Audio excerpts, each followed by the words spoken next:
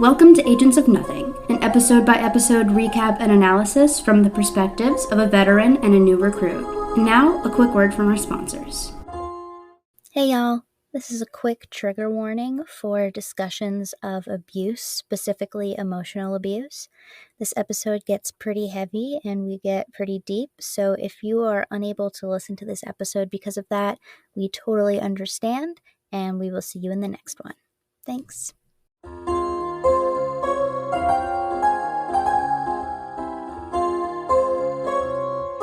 Good morning, agents, and welcome to our Agents of S.H.I.E.L.D. podcast. We are your commanding officers. I'm Mariah. And I'm Caroline. And today we're going to be talking about Season 1, Episode 21, Ragtag. Woohoo! So Mariah, how was your week? It's been a time. Oh boy. I think I talked about, our house hunt last time, but it turns out buying isn't an option right now, so we've been looking for rentals, and I think we found one, but I'm just overwhelmed. Yeah. And I'm so tired. It's a lot. It's a lot. It's been a lot. This month has not been fun. Yeah. Well, hopefully, once y'all move, everything will settle. Well, how was your week? My week was okay. I still can't walk, so I took the week off work. And I'm just, hobbling around my apartment. It's really hard to even take Chip out to, go to the bathroom. Because he doesn't want to go in, the closest corner to our apartment. He, will not poop there. So he's just been holding his poop until David gets home from work. But anyway, also I picked up knitting again. Woo. And I'm halfway through a beanie that should be ready by the time we have our 4-day winter in Texas. So it'll be good. Yeah. I remember you knit when we first met. I once knitted a beanie for Paradise Fears, actually. Yep. That was when we met. That was the night we met, yeah. That was the night that we met. Yeah. Wow. And then Marcus, the bass player, wore it on stage, and I, freaked the fuck out. Oh, good times. And then I want to say I saw Sam wearing it in, other people's pictures, and I was like... I think it was my picture, because I, distinctly remember, because he was wearing... I think you had given him the beanie, right before I, went up to him or something, and, I saw him, put it on, and then he had it on in my picture. Yeah. And then you commented on my picture on Facebook, that's my beanie! And I was like, I know, I was there! Yeah. Good times. We didn't know each other. Nope. Anyway, let's get into this. I feel like this is gonna go long just because I'm so fucking out of it. Yeah. I'm so sorry. It's okay. I don't have anything else to do today. So this episode was written by Jeffrey Bell and directed by Roxanne Dawson. Ooh. The poster for Ragtag was created by Emma Rios, and it depicts significant moments in Ward's life, as well as Fitzsimmons in danger, and Skye looming behind the S.H.I.E.L.D. logo, as if she is a present that Ward cannot seem to shake. Rios wanted the poster to have narrative aspects, trying to reflect Ward's struggle in the reflection as if it were a mirror, and have people thinking about what may have been happening inside Ward's brain. Interesting. I did look at it. I didn't get all of that, but...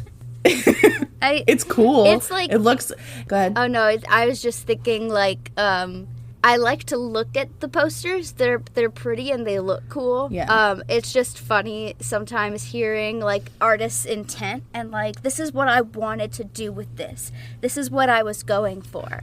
And I'm like, well, I think that's a lot of concepts to put into one poster, but I'm happy for you. And now that you mention it, I know what to look for. Right. Thank you exactly. for that. All right. Well, who do we meet in this episode, Caroline? So, in this episode, I don't know if this counts, but we meet baby Ward. and like young adult Ward. And then we also meet Buddy, the chocolate lab. And I would just like to point out, for anyone who doesn't know, that my dog Chip is a chocolate lab, and I had no warning about this fucking episode. I'm sorry. And I do not have a joke about this. I was distraught all night. It didn't occur to me to warn you because like nothing actually happens. That we see. No, we didn't. It doesn't happen. You're right. It doesn't happen. It'll never happen. No dog ever dies, ever. Okay. I'm sorry. So, let's get into this episode. All right. It's okay. I don't blame you. So, we open at a juvenile detention center circa 1998 in Plymouth, Massachusetts, just as the Pilgrims intended.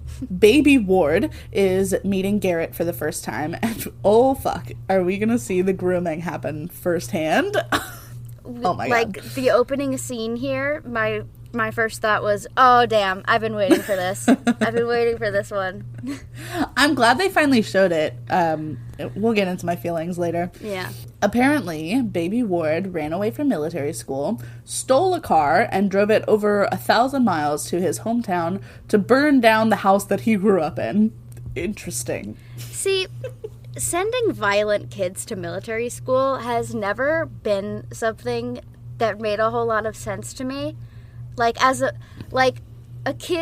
violent kid is causing trouble, and so you send them to military school as punishment. Military school. A school which by its nature encourages violence. I guess it makes sense for this fucked up country, but just, it seems unwise. Yeah. Just from, like, a person standpoint. Yeah. But I get that they need violent people. I feel like it's for like reasons. I feel like it's to like break their spirit or something. You know what I mean? Yeah. Like that's supposed to be the reason behind it, but it doesn't actually make sense. No, or like to give them structure. Yeah. Whatever. It just seems unwise to me. It does. It's not going to give you the results that you hope for. It's just going to make a violent person who also has access to guns and knows how to use them. Well, I guess it's like, go be a problem for someone else. Point your violence at someone else, not at us. That's the thing. That's the real thinking behind it. Anyway. God. Anyway, so Ward burned down his family home. But his brother was in the house, and they did not specify if it was his older brother or his younger brother. I'm assuming it was his older brother, but so Garrett is impressed and says that he too is a bit of a pyromaniac and has made a good living at it. Made a good living setting things on fire? No, I think it's just general violence and debauchery. But why? But he got paid for it? He got paid to set things on fire? Yeah, dude, he's been in S.H.I.E.L.D. Oh, that's true. And by extension, Hydra, causing, like, strife and chaos and shit. Anyway, moving on. The Ward family is apparently on their way to the prison now to press charges for arson and attempted murder, and his older brother is petitioning to have Grant tried as an adult. So Garrett gives him the choice to either rot in prison for years or, quote, you can let me get you out of here and teach you how to be a man. Ew. Ew. Ew. Ew. Ew. Ew. Why is everything that man says so gross? It's so gross. So Baby Ward is distrusting, obviously, but Garrett wins him over by promising that although the training that he's being recruited for will be the hardest thing that Ward's ever done, no one will ever screw with him again. And of course, the abused child is going to grasp at that straw, because who wouldn't? And as soon as Garrett pressures Baby Ward into saying, Chip, stop. I didn't know it had a squeaky in it. If I take it from him, he's not going to shut up ever. As soon as Garrett pressures Baby Ward into saying yes, armed S.H.I.E.L.D. agents show up to break Baby Ward out of the prison. So then back to the future. Skye and Fitzsimmons are watching the news, showing a story about Deathlock killing a notorious Colombian drug lord who was apparently also in association with Hydra, which is confusing because why would Hydra send their murderous man/monster/machine after one of their own? PR. Yeah, exactly. They're literally willing to sacrifice every single person on their team. Yeah. Which is, like, it's interesting because it is sort of showing there is the two sides of it. I'm sorry, this thought is just now formulating in my brain, so give me a minute. No, you're good. Like, I agree. No, it's like... It's almost like Democrats and Republicans. Like, do you get what I'm saying? Like, the two-party system in America, like... It's exactly the same. Like, because... Hydra is obviously worse. Like, they're doing it to a bigger extent and more ruthlessly. But S.H.I.E.L.D. isn't much better. Right. So it's like they're both bad. They both needed to be done away with. It's like they're the same thing, but S.H.I.E.L.D. just has the better reputation. Yeah. Because S.H.I.E.L.D. has basically the celebrity endorsement of the Avengers, right? Yeah. Anyway, so Coulson interrupts their news watching and calls them into the other motel room where he and May have drawn up a very high-tech diagram. They figure that all of the major villains that they've been dealing with are in one way or another linked to the company Cybertech. And honestly, I'm obsessed with this, like, brainstorm map. Cybertech built Deathlock, shipped items to Ian Quinn, who was working for the Clairvoyant, who turned out to be Garrett, who planted Ward on the bus because he wanted to know why Coulson didn't stay dead.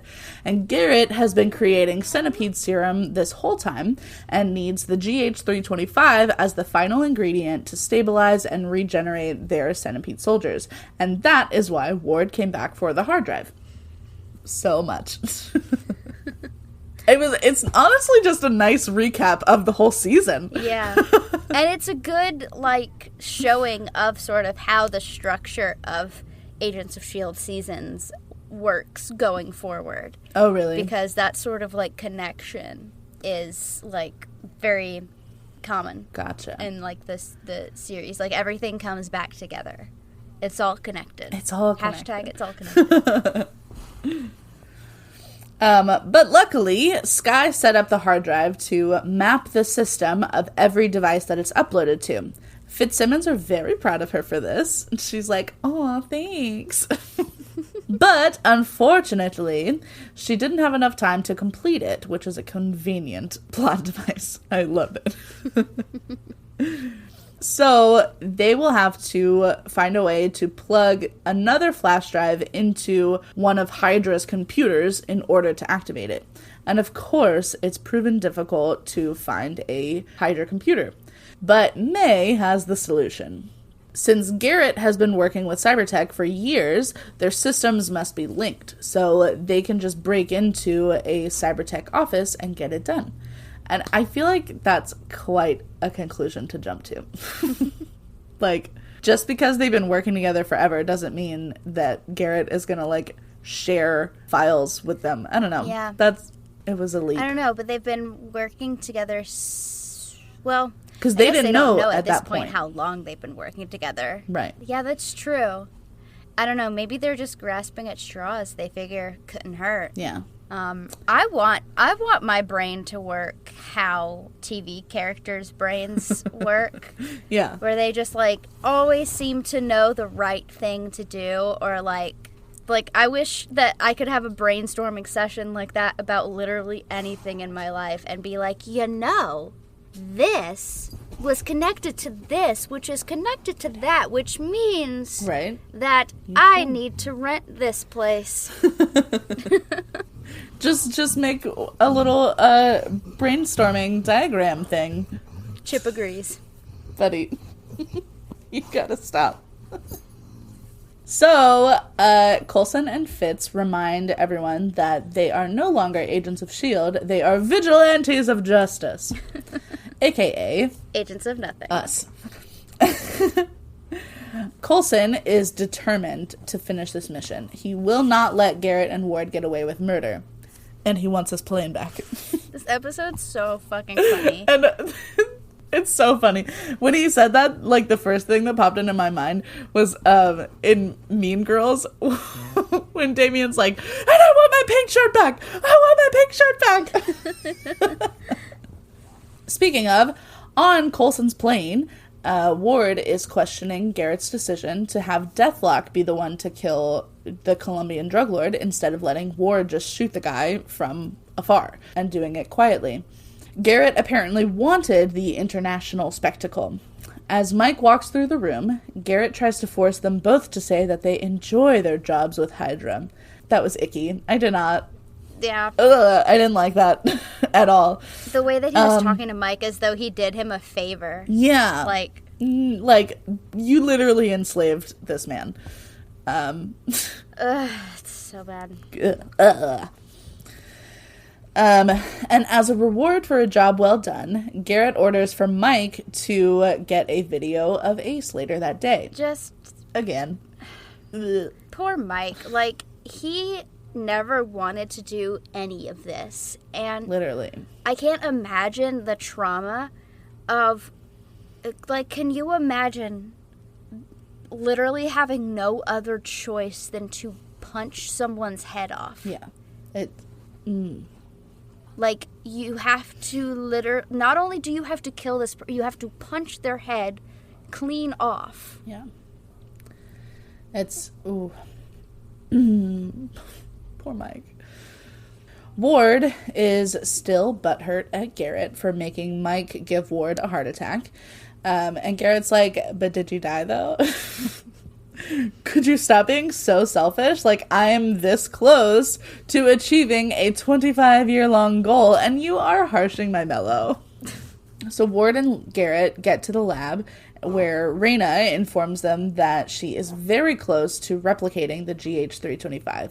She's just waiting for their lab results from the Hydra base in Cuba to come back. And Garrett is very happy with this news and says pointedly, I wish everyone on my team had the same success rate. And, okay, who hasn't had that success rate? Everybody on his team has done exactly what he's told them to do.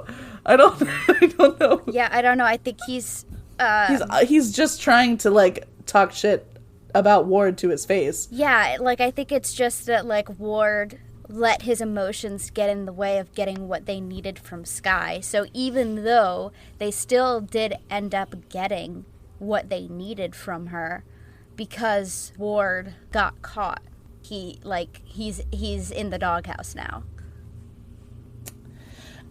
So back over at the motel, Coulson joins Skye and Fitz at the pool and lets them know that they have a meeting with the Palo Alto office of Cybertech. Fitz is uncomfy with giving them any more information, but Coulson assures him that they're not giving him anything that was on Skye's hard drive. They just need to get in, plug in the new flash drive, and then get out. But the real discomfort for Fitz is still Ward's betrayal. Fitz theorizes that Garrett put a centipede eye in Ward, and poor Fitz, he just can't, he cannot believe that his friend Ward would do this to him. He brushes off Skye's reasoning that Ward is just evil, and he says, nobody's born evil. Something must have happened. And, like, you're right, he wasn't born evil, but he was evil the whole time you knew him, babe. Just then, Tripp shows up with a suitcase of his grandfather's Howland Commando spy gear. Coulson starts out trying to be very professional and aloof about the stuff in there, but almost immediately starts nerding out over all the original beta models and retro gadgets and stuff. And Fitz, in trying to demonstrate how this early spy gear was meant to look inconspicuous in case they were caught, accidentally sets a curtain on fire. God, this episode is so funny. It's so funny. It is. Oh my god. I was laughing the whole time. So then we get another flashback. Garrett and Ward are walking down a forest path with my dog, Chip, apparently. And they are hunting together on a 1,000-acre stretch of land in Wyoming that Garrett plans to retire on one day. And baby Ward is nervous that the cops are still after him, but Garrett assures him that nobody's looking for him because nobody cares about him, other than Garrett, obviously. Although not that much, because Garrett then tells baby Ward that he cannot have either of the birds that they killed, because Garrett was the one who shot them. And, quote, out here you gotta earn everything. So he is forcing baby Ward to stay out in the wilderness, find his own food, build his own shelter, etc., with no warning, no preparation, and no possessions aside from his small bag of clothes. And when baby Ward reasonably objects to this, Garrett says, "Stop blaming me for your own failure. It makes me not like you." And Garrett is literally to blame for this particular failure. So, okay. Garrett says, I mean, you could always go back to juvie and prove everyone right that you're weak and worthless. Wow. And then he says he'll be back in a few months? What? Like, why the fuck does Ward think he owes this asshole anything? Like, what is he grateful for? The dog? I get that. But, this guy left you for dead for months, and you're willing to deceive, betray, and murder people for him? Why? I don't get it. I don't get it at all. Like, it's literally grooming. It's brainwashing and abuse and like the emotional whiplash that, like, for sure.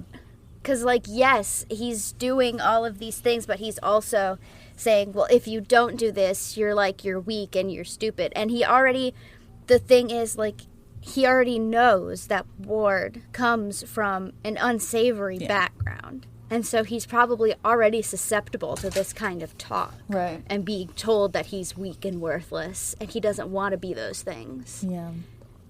And it's just... And, like, when Ward does what he needs to do to survive, Garrett takes the credit for that. Yeah. He's like, I taught you that. I made you who you are. Yep.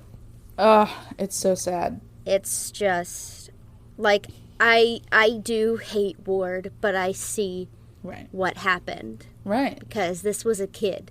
This is a kid. This was an abused kid. He was hurting.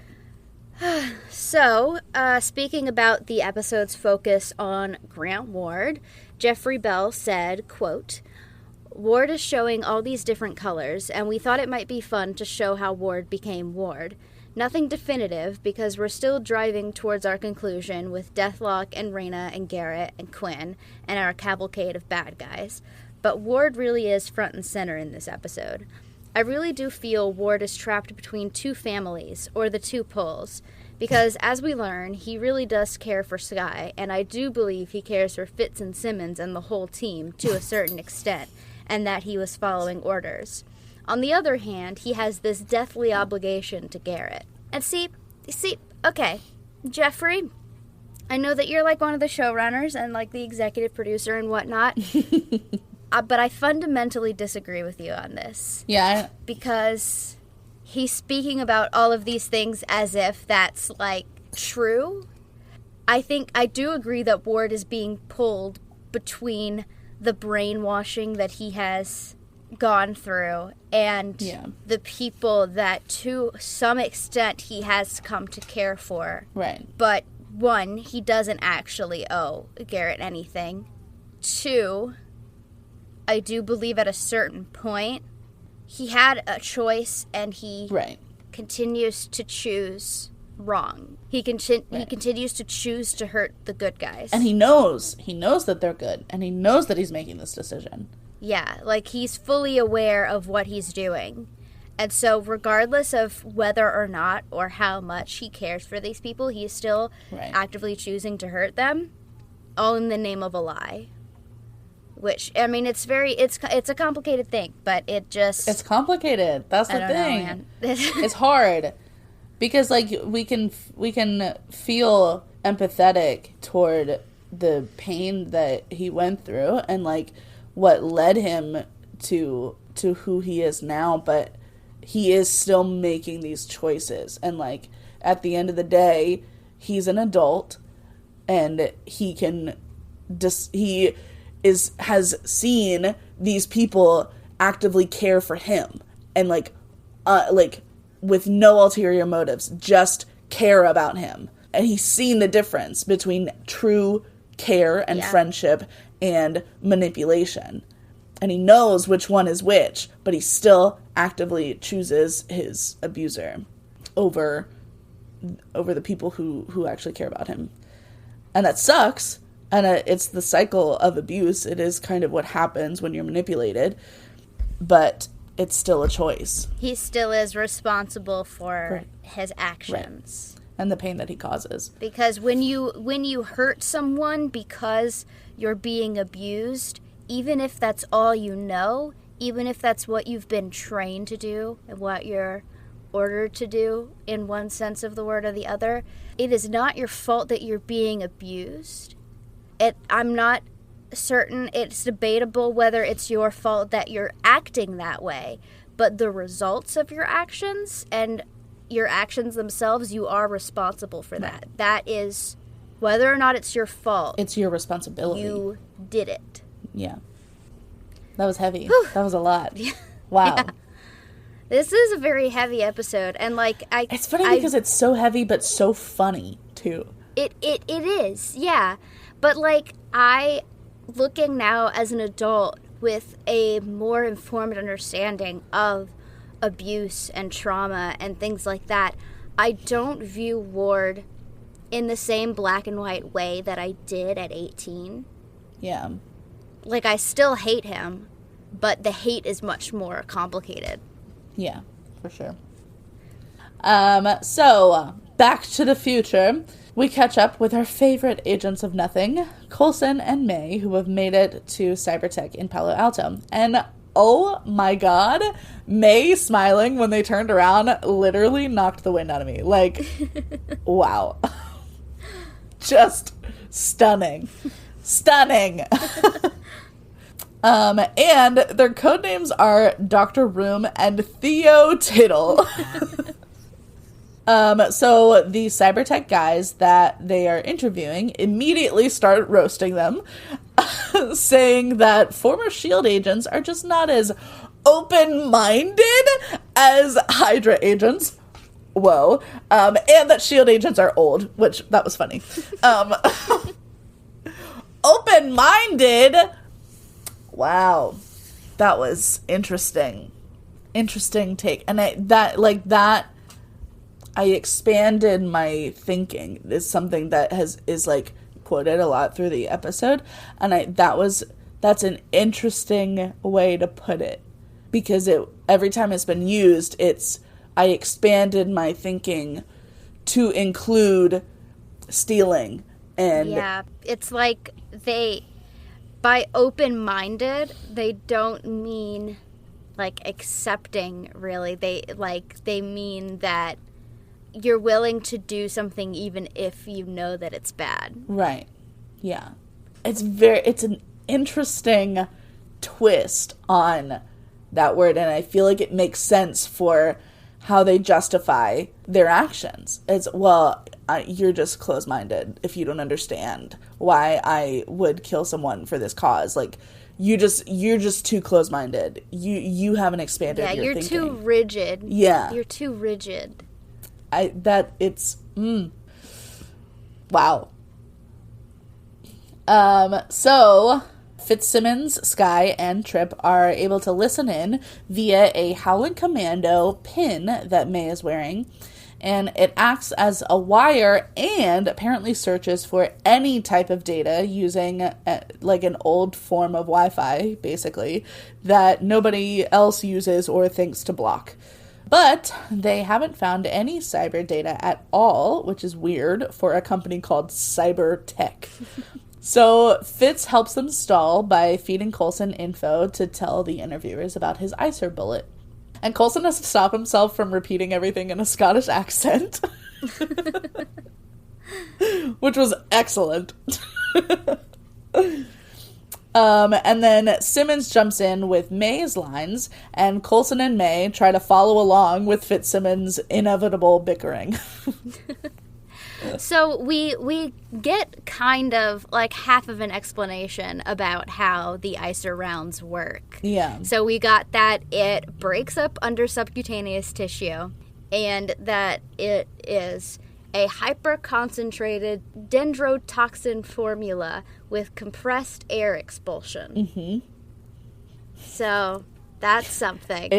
That sure means a lot to me. It means that's information that I understand. So like from what I'm getting from that is that the dendrotoxin is like the dendrotoxin gets pushed out with the like compressed air, and both that and the bullet break up under subcutaneous tissue. Mm-hmm. Yeah, I guess. I don't know, but it seems like if that were the case, it would have to be more like BB rounds. Like, yeah, that bullet looked way too big to be able to break up underneath someone's skin. I don't know. That's why I didn't say anything about the explanation, because it still didn't make any sense to me. It doesn't make any sense to me either, but I like to think about it. You keep thinking about it. Maybe it'll make sense one day. Okay, and I tried to look it up on like the Marvel fandom wiki, mm-hmm. and they didn't have an explanation either. And I'm like, y'all are no fun. They obviously didn't watch this episode. Yeah. Come on, let's figure it out, you guys. Let's do it together. But the Cybertech guys have seen it and stolen it before. They butchered the name, which was offensive, and altered the technology into a grenade that will absolutely kill people, which goes against the entire point of the ICER. And also, ICER is a much cooler name.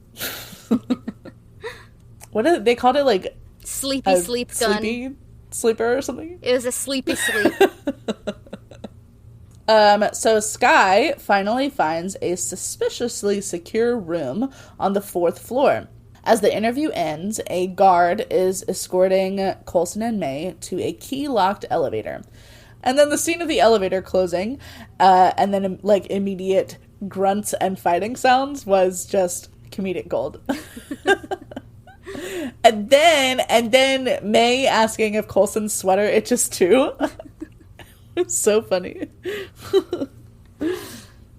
So they arrive at the 4th floor and then immediately get caught, but May saves the day with a gymnastics floor routine. The way that May like flips and catches the phone. Yes. Like catches the phone as she like kicks both the phone and the man, and then like catches it, gently puts it back, and then like pushes up her glasses. Excellent. So good. Such a good sequence.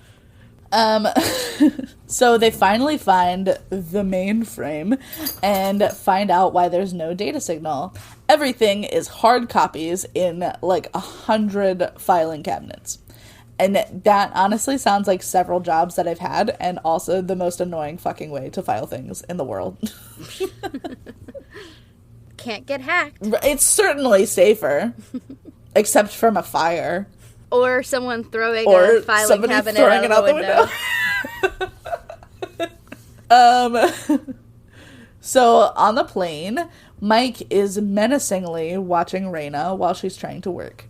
He brings up that she is the one who gave Hydra his son. I forgot about that, honestly. Yeah. So Raina tries to compare their situations, like, I was following orders just like you.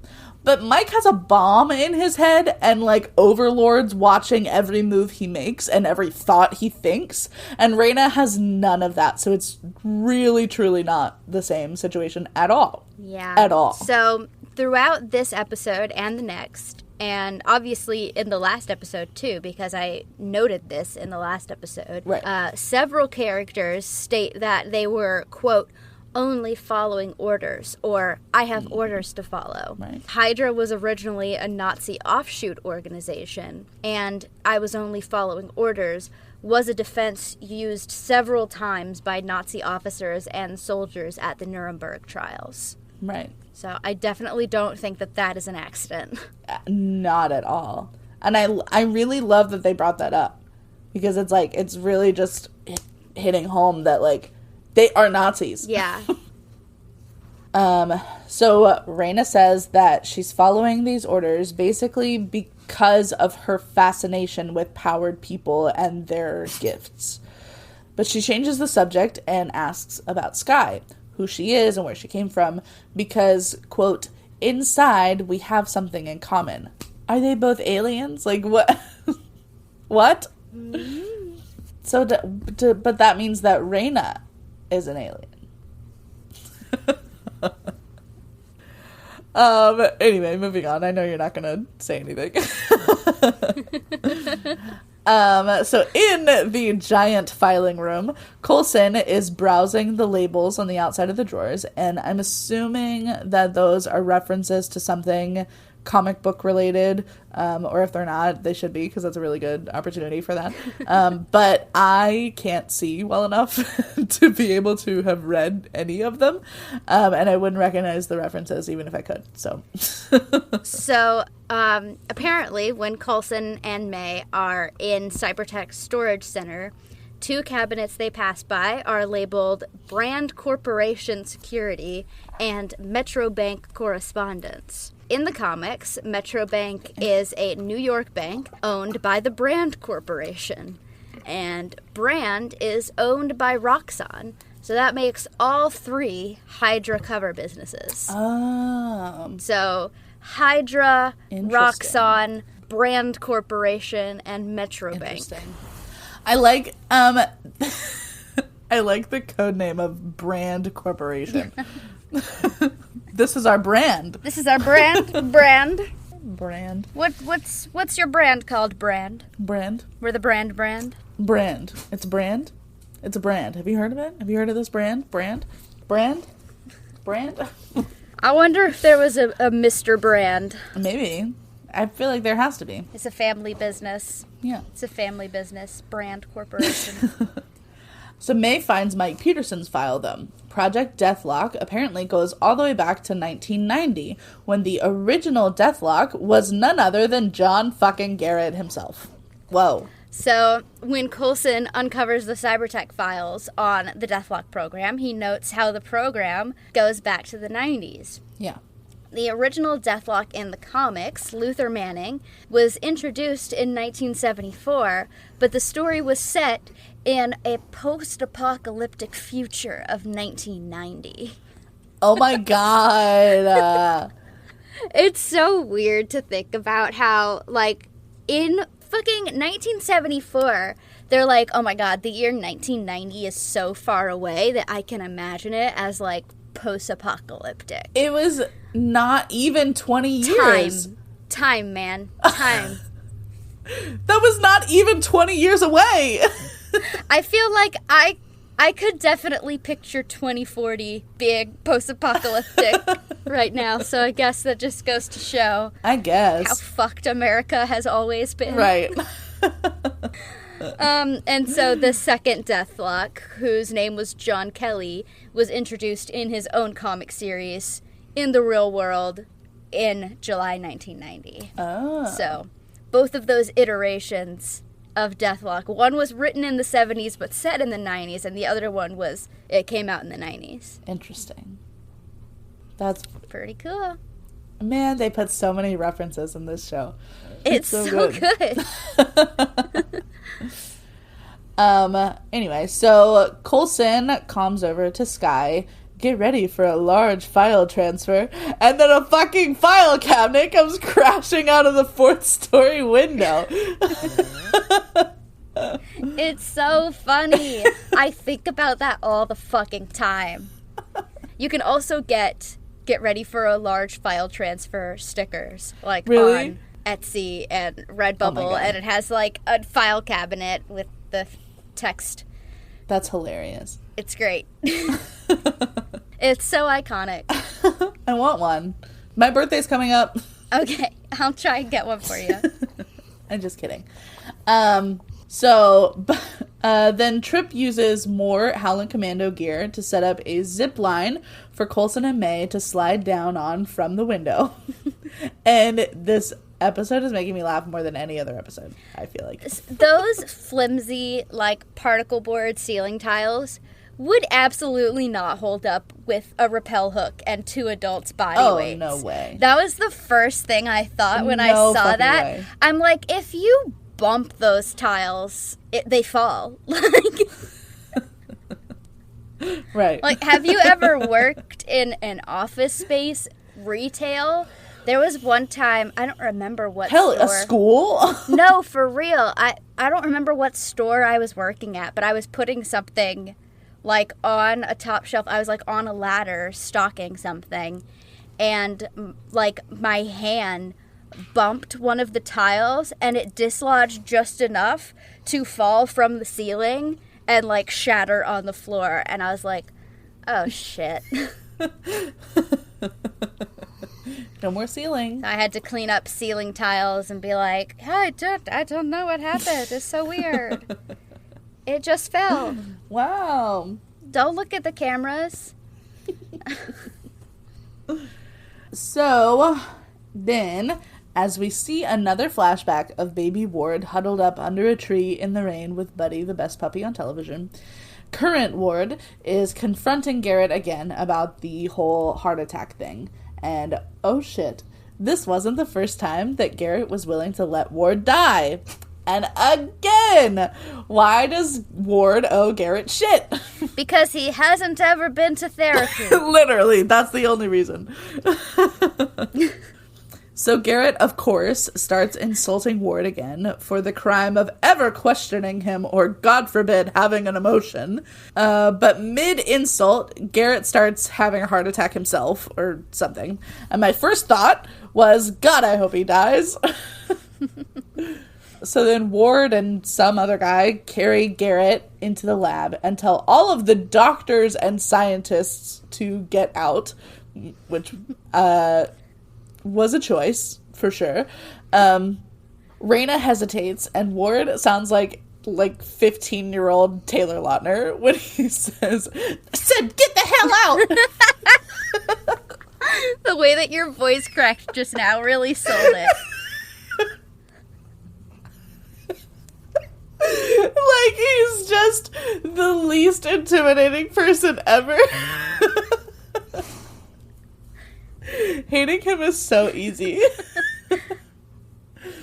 So anyway, Ward starts messing with Garrett's metal plate on his side or whatever.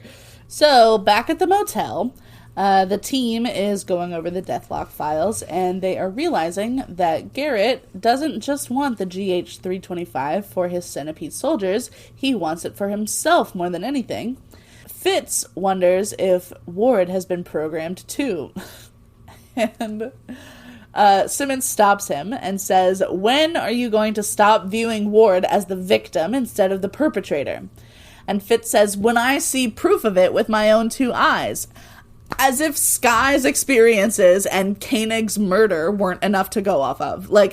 I know he's heartbroken about losing his friend, but this is turning into a classic, I know you say they abused you, but I don't know, they've always been nice to me kind of situation. And it's, Yeah. I don't like it at all. It does rub me the wrong way. I get that he's set in it and change is hard for him. He has said that. Right. Out loud. Change is hard for him to accept and deal with, and he needs to believe what he's going to believe right now, but it is, it's frustrating. Yeah. It's frustrating. Skye is clearly feeling that, you don't believe me feeling, you know? Yeah. And she says that she regrets not letting Ward die when she had the chance. Fucking me too, babe. But then we wouldn't have a plot, so... The contrast between Coulson and Garrett. Wow. Yeah. Garrett is always talking down to Ward, telling him that he's weak and that any emotion that he feels that does not directly benefit Garrett is weakness. Right. And anything that he does that does not directly benefit Garrett is weakness. But Coulson is lifting Skye up. She's getting down on herself that she couldn't let this person die in front of her. And Coulson says, no, that is not weakness. That is you seeing the good in someone and showing compassion. Yeah. And that is a much harder thing to do. That's a much harder decision to make. Right. To be compassionate. Oh, I'm getting chills. Oh, yeah. God, I love Coulson. It's just, there's so many parallels in this episode alone. Yeah. That I never would have caught if we weren't combing through it this way. Right. And so, once again, I'm really glad that we're doing this podcast because there's so much to talk about that I would not even have the chance or notice to be able to talk about it watching it, like, as a casual viewer. Right. Yeah. And it just makes it that much more fun. Yes. And, okay, so as is on track for this particular episode, every time there's something super heavy, there's a beautiful comedic moment right after because... Little joke.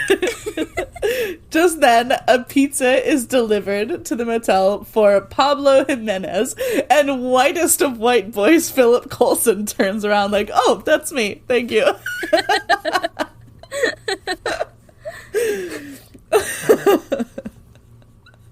Excellent. Just excellent. So, on the plane, Ward has stabilized Garrett for now. Garrett reveals that he's dying. The machine is fine, but his organs are failing, and the cybertech team has given him a month, maybe 2, to live. And could that come sooner, though? Has it already been a month, maybe? How long has it been since they gave you that prognosis? Right, exactly. How long do we have to wait it out? Curious minds would like to know. So back at the motel, May goes in to check on Skye in the motel room after Skye didn't come out to eat with the rest of the team. May tries to comfort Skye by explaining that Fitz just isn't able to process what's been happening yet. He needs to believe for the time being that Ward is being controlled, even if it's obvious that he's not. Skye makes a comment about May not having any feelings at all, about her ex-lover turning evil, but May corrects her. She is furious. But she's not going to take it out on everyone else. She's going to save it until she can use that anger to actually take down the subject of her anger, Ward. And May subtly offers to help Skye learn how to harness this so-called hate foo every morning at 5 a.m. And that is a lovely, lovely offer. But 5 o'clock in the morning? Yikes. I love this scene. Because it is showing, like, how far their relationship has come just over the course of this season. Yes. And absolutely, it gives you, like, a little tease of the relationship that could happen in the future. And it just is so good. It makes me feel all warm and tingly. And, And also, I was thinking, like, 5 in the morning does sound extreme. But right now in this moment, I would kill to have that kind of structure in my life. Like, I need someone to wake me up at 5 in the morning and hold me accountable to doing productive things. Yeah. Someone be my life coach, please. I will never be able to wake up at 5 o'clock in the morning. That's just not going to happen. Anyway, so just then, Coulson informs them that Trip has found the Hydra base in Cuba. Woo! Woohoo! And then, okay, the, like, transitional shot of the plane, like, flying over the water. Did you see the, like, weird zoom? I don't think that I did, but I'll go back and look. Okay, I took a video of it while I was watching, and I put it on the drive if you want to look at it. All right. But it was...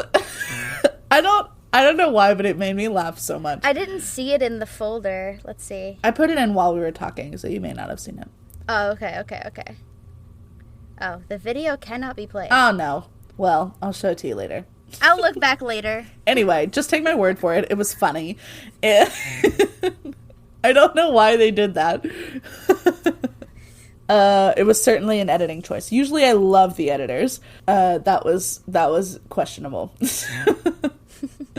So in Havana, Ian motherfucking Quinn is just finishing getting a shave and a haircut, and he's shocked that this only costs $5 when apparently it costs $30 in Rome. And like, why are you flexing that you got ripped off? Why do rich people do that? I don't get it.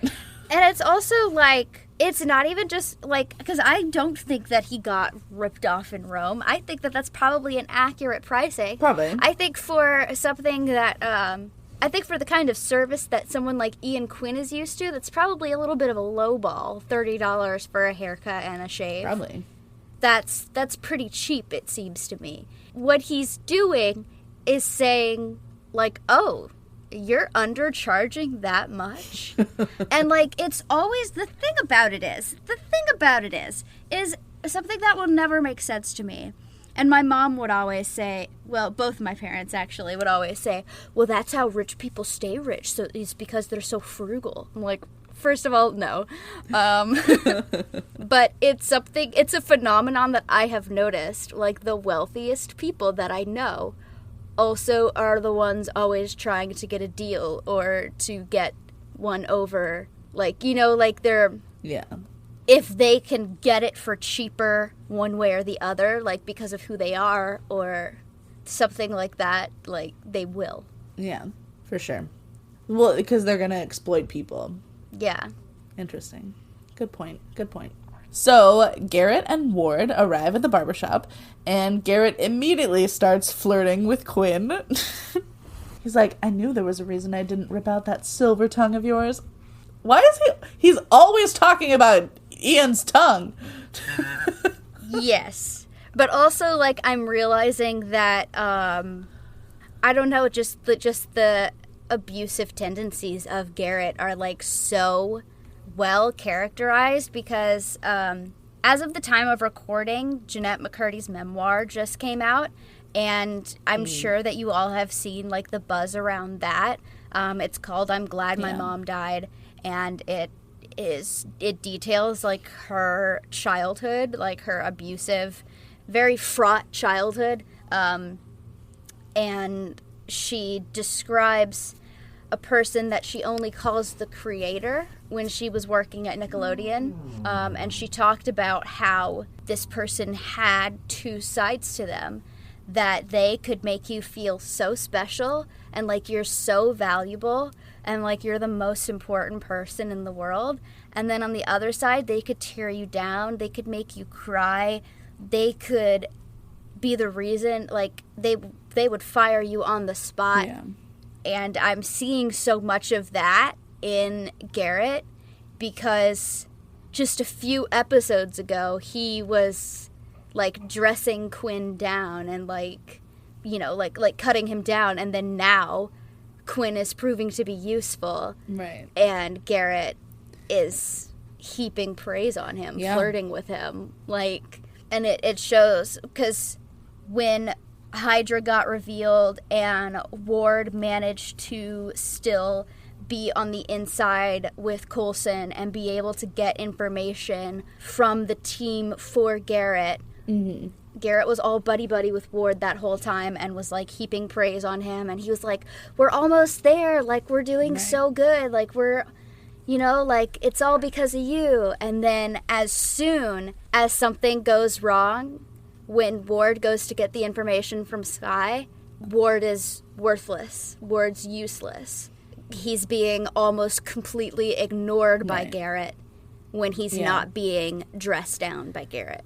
And it's really like this whole operation is only to benefit this one person. Mm-hmm. Wow. That's a lot. Man, we're wasting our time hating Ward, man. We need to... We need to hate Garrett. Garrett's the real bad guy. Fuck. Listen, we can hate both of them. Yes, we can. I can multitask. Yeah, I can multitask. we know Ward a little bit better, but Jesus Christ, like Garrett is so much more sinister absolutely. than I caught on to my first watch, my second watch, like... Yeah. Oh, anyway. So Garrett's flirting with Quinn while Ward gets jealous from across the room. Apparently, since it was S.H.I.E.L.D. who accused Quinn of his laundry list of crimes, now that S.H.I.E.L.D. is gone, Quinn's charges were all dropped and his reputation restored. And now, Quinn is going to be the, quote, poster boy for Hydra's next enterprise. While Garrett and Quinn are still talking, Ward gets called/paged away by Raina, and Raina confides in Ward that she found something interesting about Sky. She would tell Garrett, but she's realizing that he's not really interested in gifted people like she is. He's really only interested in keeping himself alive. Duh. And then she, reverse psychologies Ward after dropping that bombshell. I shouldn't even be talking to you about this. I should just go straight to Garrett. And Ward's like, no, please, tell me, please. Raina, manipulative queen. Listen, I know we were just talking about abusive and manipulative people, but Raina's the exception. Everything she does is amazing, actually. And as she should. Awesome. Because she's hot. Yes. But she's got Ward exactly where she wants him to get the intel that she wants on Sky. Oh, yeah. Absolutely. She has a theory about Sky, and she wants confirmation or more information about Sky. Right. And she obviously has been overhearing all this talk. All these people are shitting on Ward about what happened with Sky. And so she has inferred that, Ward has a soft spot for Sky. Mm-hmm. I can use that. Yeah. And she does. She bitch. does. So she tells Ward that Sky's orphan status and DNA reminded her of a story that she heard once of a baby girl. Her parents were monsters/aliens who devastated an entire town looking for their baby. We already knew that Sky was an 084, but this told us that her parents are extraterrestrials. Whoa! We knew that S.H.I.E.L.D. was protecting her from something. Right. We didn't know that S.H.I.E.L.D. was protecting her from her parents. Right. Exactly, Juliet. So 1998 Garrett shows back up to Baby Ward's camp. Can you stop? Thank you. 1998 Garrett shows back up to Baby Ward's campsite 6 months later, and he's impressed at how well Ward has fared thus far. Ward threatens to blow Garrett's head off with a shotgun. He should have.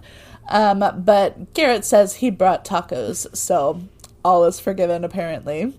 Listen, if I hadn't had a taco for 6 months... I mean, okay, but also the person who left you there for 6 months? I don't know. Juliet, stop it, please. You're fine. She said, no, I'm not. But she's dying. Anyway, so Baby Ward explains that after the first few weeks, he got desperate enough to expand his thinking, and he started raiding nearby cabins to steal supplies. Garrett thinks that since Baby Ward and Buddy survived so well, that obviously it couldn't have been that bad. Interesting. Interesting take. I like the way that he says it.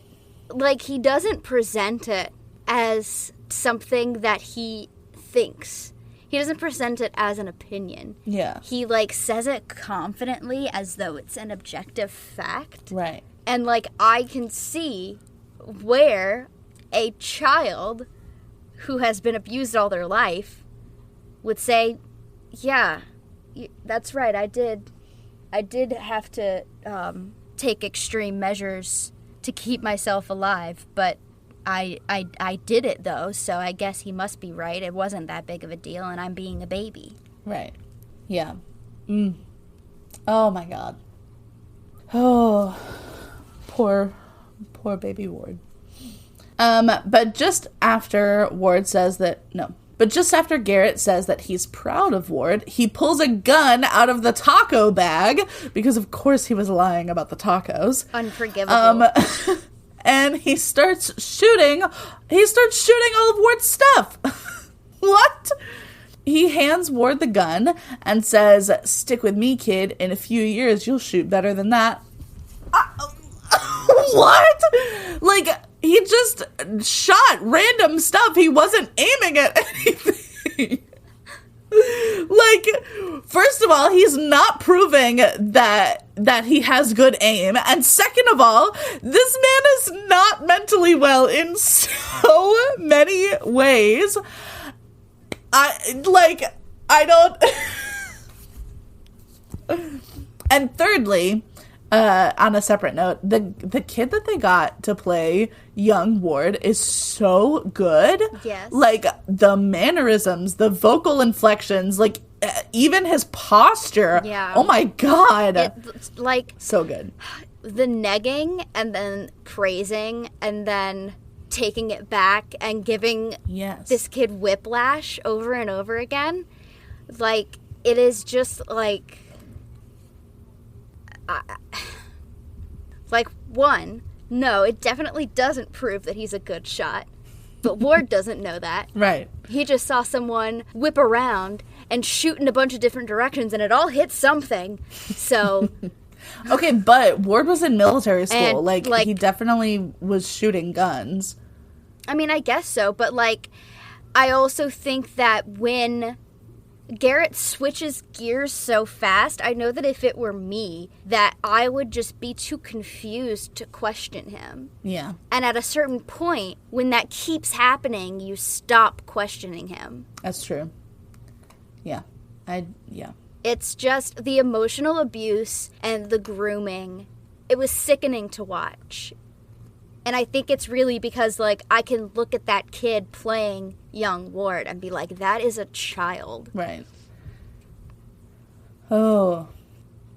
Like, I don't know, man. I don't fucking know. It's a lot. I like what you said about being too confused to question him, because I know, like, in the abusive situations that I have, like, witnessed, it definitely, that was huge. Was like, it's like you're putting so much effort to try and, like, keep track of, like, what's going on and, like, what are they saying? What is the point right now? Like, why are you mad at me? Like, that it's easier to just let go and be like, okay, I guess you're mad at me now. I guess I did something wrong. I'm stupid. I'm whatever. Like, that makes sense.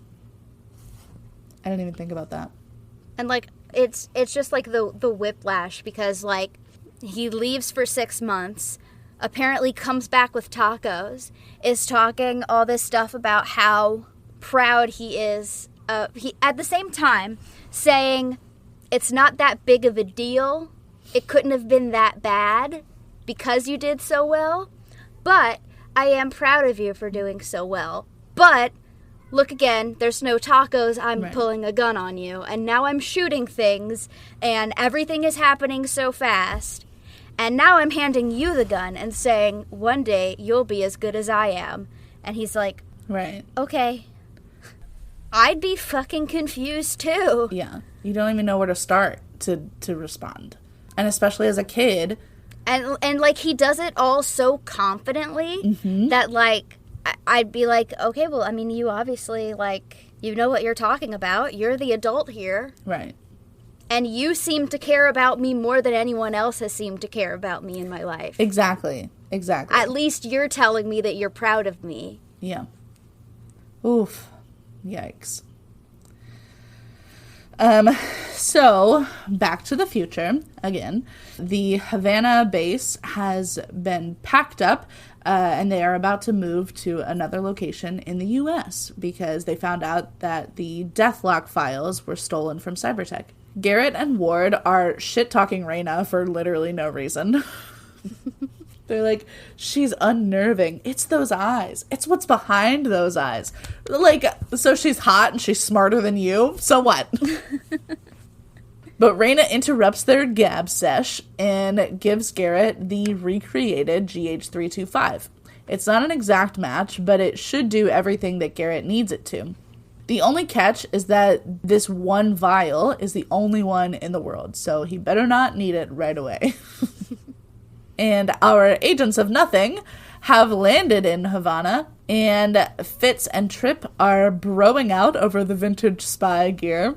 Clearly, Fitz has started to get over his aversion to Trip, because when Trip offers a fist bump, Fitz just, like, grabs Trip's fist, which is, like, classic 2013 awkward turtle move. Fitz and Trip finally getting along. I'm so happy. Yes. So while Coulson, Trip, May, and Skye stake out the barbershop base, which used to be a S.H.I.E.L.D. base, which is how they knew where it was, Fitzsimmons have the maps, and they are to find Coulson's plane, but they're not to engage until the whole team is with them. Trip says that the base is empty from what he can see, but Skye is getting signals of a ton of voltage from the barbershop. Fitzsimmons have found the bus, but it's packing up to leave, and they are about 3 hours away from the barbershop. So Daddy Coulson puts on his serious professional boss voice and tells them to leave ASAP and not to engage alone. Skye says that if there's a computer in the barbershop base at all, they don't need to keep chasing Garrett anyway, so Fitz and Simmons are certainly free to leave. But of course, Simmons can't just leave the bus without at least trying. She and Fitz decide to try and bug the plane with a microphone/tracker while they're there. Fitz says, "We'll use Sleepy. He's the best listener. Besides you, of course." Aww! That was so cute. But as is the pattern for this episode, Whiplash. right? Oh my god, parallels. The episode's doing to us what Garrett did to Ward. Yes. Before Fitz can leave their hiding spot, Ward walks in, and my heart dropped out of my ass. Oh my god. So then another flashback, this time to around 2003. Wow, Ward has changed so much in those 5 years. It's almost like he's a completely different person.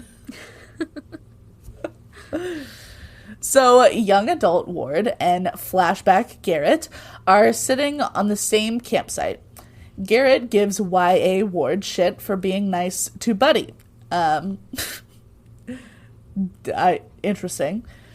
Ward says that dogs are better than humans, which is a universal truth. We all know this. Garrett says, all a dog's loyalty and trust gets them is being abandoned in the woods or left at the pound. Okay. I don't know about that. He then compares himself to a dog because when he was wounded on a S.H.I.E.L.D. mission, his S.H.I.E.L.D. medic team left him for dead. He says, I was more loyal to S.H.I.E.L.D. than S.H.I.E.L.D. was to me. And, like, that tracks for Big S.H.I.E.L.D., honestly. The parallels, again, between Coulson and Garrett. Yes. Wow. Like, both were more loyal to S.H.I.E.L.D. than S.H.I.E.L.D. was to them, but they chose very different ways of dealing with that. Yes. Wow. It just, like, it's insane, really. It really, truly. So anyway, then Garrett gets, like, gross and graphic again. He always wants to talk about his most gruesome experiences completely unprompted. Like, literally nobody asked about your goddamn Stop trauma dumping. Literally. So, regardless, Garrett swore on that day that if he survived, he would find a way to treat S.H.I.E.L.D. the same way that they treated him. So then, Garrett introduces Y.A. Ward to the idea of Hydra. He says, Hydra understands the importance of survival. Like, okay, Garrett's entire villain origin story started because S.H.I.E.L.D. left him for dead, and Hydra is apparently so much better because they definitely don't leave their agents for dead, except when necessary for leverage or manipulation or simply convenience. Just like how Garrett would never leave Ward for dead, except for when he does. Literally, nothing about this flashback shows why Ward thinks he owes Garrett his entire life to an outsider. Now that we've talked about it, like, it does, but... Yeah, it's, like, that was my view on it on first watch. I was like, no, none of this is an excuse. And it's not. It's not an excuse, but it does explain why. It's an explanation, not an excuse. If Ward would just go to therapy, he would understand. He would see the hypocrisy. Or if he would literally just talk to anyone at all, even if it wasn't a therapist. Sky tried to talk to him, but Ward never opened up about any of his feelings, any of his experiences. And if he would, for even a single second, he would see all of Garrett's hypocrisy. That's all I have to say about it. Yeah. Whew. And it's also, like, I don't want to say that at this point he would be too far gone, but it's like, when you've been groomed like that, when you've been abused like that from such a young age, and this person has convinced you that they are the only person that you can even somewhat rely on, they're the only person that sees you for who you can be, for, like, who you are capable of being inside, that you owe this person everything, and that is your core belief. That is what you have been groomed to believe. Even all of the outside evidence that he is getting to the contrary, that's challenging his worldview, and he rejects it. Right. He's digging his heels in. Man. It's so... I don't like feeling bad for Ward. I still fucking hate him so much. We feel bad for Ward's inner child. That's who we feel bad for. Yeah. I'm still not into a redemption arc. But I'm going to have a lot to say if there's a redemption arc. I'm not going to spoil anything. I already kind of get the feeling especially from this episode, that there's going to be a redemption arc, and I'm not here for it. Yeah. I plead the fifth. So current Ward escorts Fitzsimmons to Garrett on the plane. Fitz immediately says, "This is our plane and we want it back." Fitz, baby. Sweet baby. As Garrett orders for takeoff and for the barbershop to be warned about Coulson, Ward catches Fitz reaching into his pocket. Ward pulls out Fitz's hand and reveals what looks to everyone else like a joy buzzer and a quarter, because, you know me, always joking around. So then Fitz presses the buzzer and all of the electricity in the room starts shorting out, including Garrett's machine parts. So Garrett doesn't die immediately, but he recognizes the EMP. And Fitz is so good with his little catchphrases. He's like, "Who's laughing now?" So Ward rushes into the lab to gather supplies while he hurriedly fills Raina in and tells her to call Cybertech for help. While Ward is rushing to stabilize Garrett, Fitz takes the chance to try and get through to his friend. He says he's glad that Garrett is dying, and now Ward doesn't have to take orders from him anymore. But Ward just orders for the room to be cleared, because Ward doesn't want to hear that. We all have complicated feelings. So, back to YA Ward aiming to shoot a deer. Garrett goes on to say that if Ward is going to work for Hydra within S.H.I.E.L.D., he can't get attached to anyone or anything. And that apparently starts now, because then Garrett tells Ward to take care of Buddy. Stop! That's the end of the episode. That was it. I literally paused it at that because I couldn't play any more of the episode.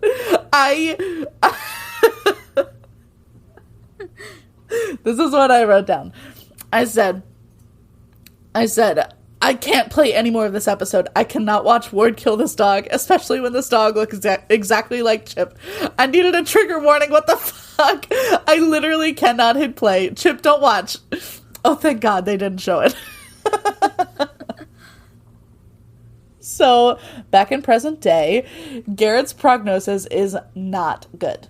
But they have a medical facility ready for him in Miami. Garrett, however, orders Ward to put down Fitz and Simmons. What the fuck? What the fuck?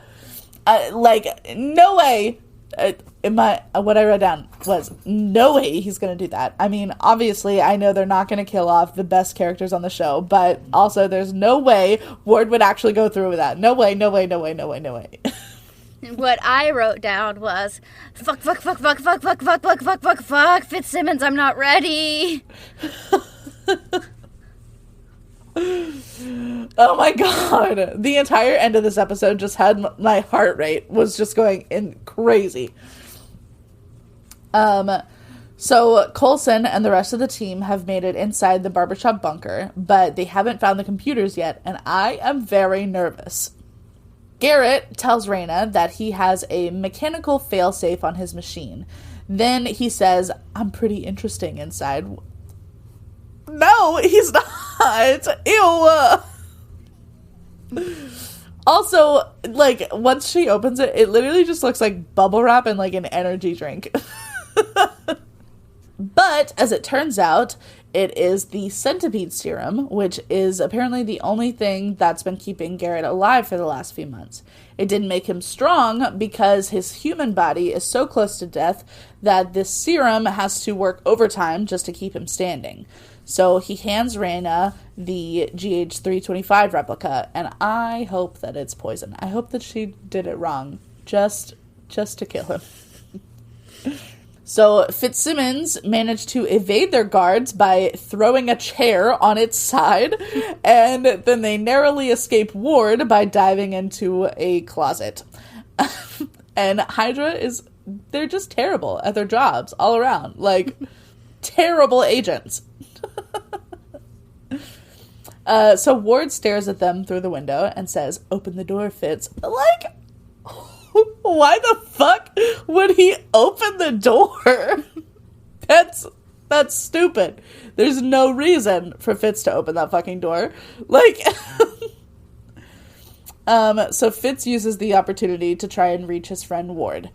Simmons tries to tell Fitz that Ward doesn't care about them or anyone or anything, but Fitz won't believe it. And what I wrote at this point was, my heart is in my ass right now. Jesus fucking Christ. Yes. I thought that it was just a closet. But I knew what was coming. Yeah.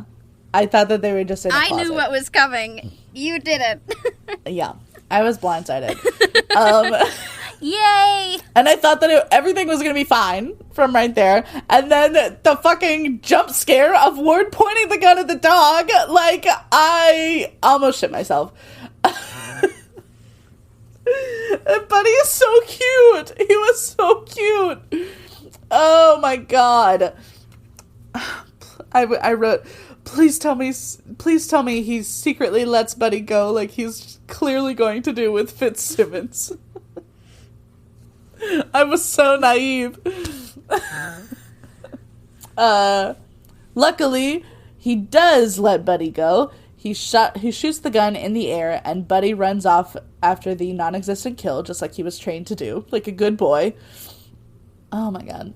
My heart was literally racing so fast. And he honestly, Ward should be ashamed of himself for even thinking about shooting that dog. Fitz is trying to convince Ward to choose to do good, to make the right choice this time. But Ward just says, I have my orders. And he turns around to a control panel, and Fitz and Simmons both start freaking out. And I know, I was like, I know he's doing something to kill them, but I don't know what he's doing that's gonna kill them in that closet. So Fitz and Simmons are both yelling for him not to do it. And Fitz says, I know you care about us, Ward. And Ward says, I do. It's a weakness. So my note here was... Oh my god! My note here was, no. My heart, no. I'm so upset. Oh. And then they show the damn dog again in a gun scope, and I swear to fucking God, if Garrett kills the dog instead, which they didn't show it, so obviously that didn't happen. Oh, man. So then Ward hits a final button, and then the closet ejects from the plane into the ocean. What the fuck? What the fuck? What the fuck? I need a minute. Oh, my God. I needed a minute. I fucking cannot. Oh. So, remember when I said that the Fitz and Ward friendship pays off in a big way at the end of the season? Yes. This is what I meant. I don't like it. You look so angry. I'm mad. I don't like it. I had to take a break. It was like 3:00 in the morning, but I was like, I cannot finish this episode right now. Anyway. Yeah, that's what I meant by that. Like, I couldn't, if I said that, like, the way that it pays off is really sad and upsetting. No, you're right. You said it in the best way possible. Like, I wanted to convey that this storyline leads to something big, but I couldn't give it away. Like, I couldn't be like, this friendship ends badly. I thought that you meant that, like, Ward was gonna help Fitz and Simmons get together or something. Like, sorry. This is not. And like I said, you said it in the best way possible to avoid any spoilers. The thing about it is, So good job. Avoiding spoilers though, you're not wrong. And that's all I'll say on that.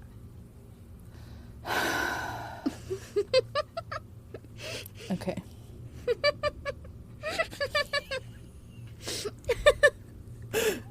Hey, at least you have to watch the next episode soon, right? Because we're recording it on Monday. Yeah, I know.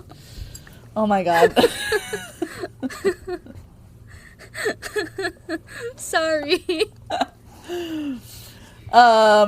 So, Raina is reminding Garrett that this GH replica is not a guaranteed cure, and once they use it, she cannot make any more.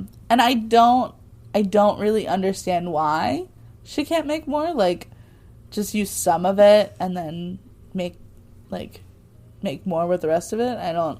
She already knows how she made it the first time. Yeah, plot. Yeah, just plot. Plot. Anyway, Garrett says Plot reasons. Garrett says that it's worth the risk because without it, he's dead for sure. And also, I don't like the way that he touched her arm. Don't touch her. Gross.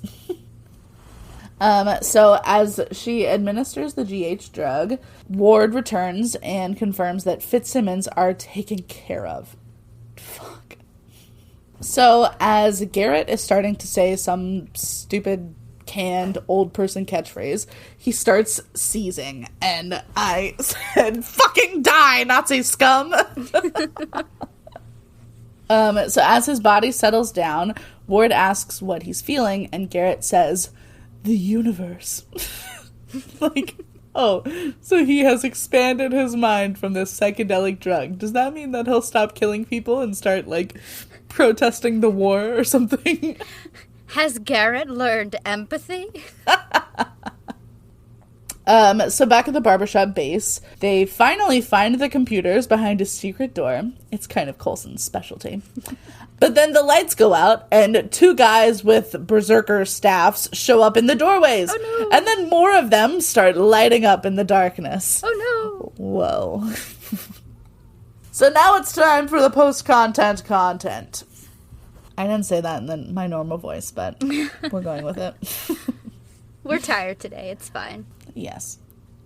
Ian Quinn is in D.C. meeting with military leaders to convince them that Deathlock is good because he killed that drug lord in Colombia. The generals do not care, and they do not want to work with Cybertech at first. Quinn starts talking about the ridiculously high cost of war. God forbid, if you start a war, you should then have to pay your soldiers a living wage and also pay to keep them alive and healthy.